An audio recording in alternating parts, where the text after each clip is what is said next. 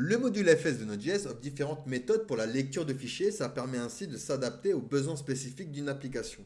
On va voir d'autres méthodes. Donc ici, on va se faire un const fc1 est égal à require. Donc on va require fs, notre module. On va pouvoir ouvrir notre terminal également.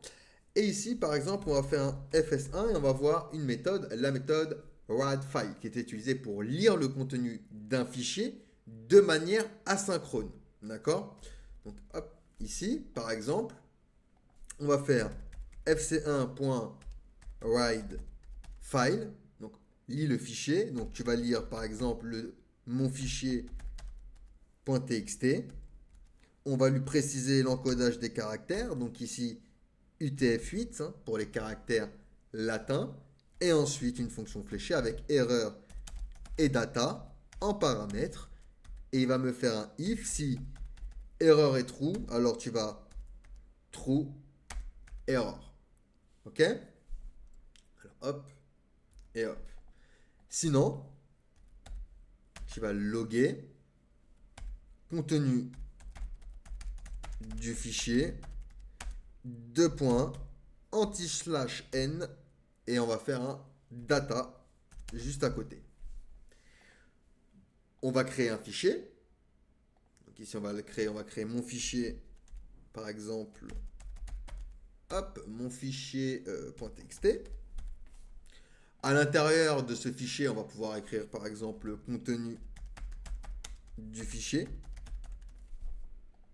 On peut revenir ici dans notre script. Donc ici, dans cet exemple, le fichier, mon fichier.txt est lu de manière asynchrone. Et une fois la lecture terminée, la fonction de rappel, elle est appelée avec les éventuelles erreurs et les données lues. D'accord? Donc ici, je vais exécuter mon script. OK? Et je vais avoir contenu du fichier. Vous voyez? Qui s'est affiché. Ce qui correspond à ce qui est à l'intérieur de mon fichier. OK? On a une autre méthode, la méthode writeFileSync. Donc la méthode writeFileSync est utilisée pour lire le contenu d'un fichier, mais de manière synchrone. Donc elle bloque le code jusqu'à ce que la lecture soit terminée. Donc par exemple, si je fais un const fc2 est égal à require et on require fs, ici je vais entourer d'un bloc try catch en cas d'erreur, const data est égal à, ici on va mettre fc2. Alors hop, juste ici, on en a un en trop. Hop, donc est égal à fc2.wade_file_sync.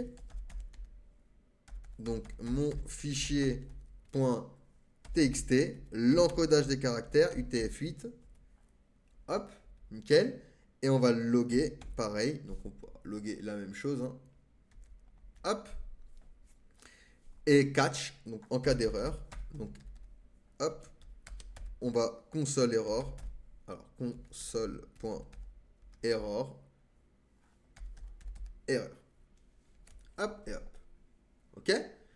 Donc là, j'exécute mon script et je vais avoir ici contenu du fichier, le premier et le deuxième. Sauf que là, il a été exécuté de manière synchrone. Donc ça va bloquer le code jusqu'à la lecture terminée. Alors que ici, on l'a déclaré en asynchrone. Donc elle ne va pas bloquer le code. Donc voilà pour de nouvelles méthodes avec le module FS qui est très performant. Allez, on passe du coup à la suite.